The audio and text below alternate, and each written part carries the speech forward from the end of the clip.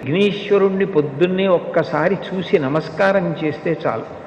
అది లోకంలో ఎక్కడా లేని విశేషం. ఒక్కసారి ఆయన ముఖం వంక చూసి నమస్కారం చేసి 16 నామములు ఉన్న శ్లోకం చెప్పి బయటికి విడితే చాలు, విజయం సిద్ధిస్తుంది అని. రెండవది ఆయన యొక్క అపారమైన కరుణ. ఇంకా అంతా ఇంత కరుణ కాదు విఘ్నేశ్వరుడిది. ఆయన క్షమించినంత తొందరగా ఎవ్వరూ క్షమించరు. మీరు చూడండి, అందరికన్నా ఎక్కువగా మరిచిపోయే లక్షణం ఎవరికి ఉంటుంది అంటే పిల్లల యందు ఉంటుంది. మీరు పిల్లలు అనేటప్పటికీ ఒక విషయం జ్ఞాపకానికి తెచ్చుకోవచ్చు.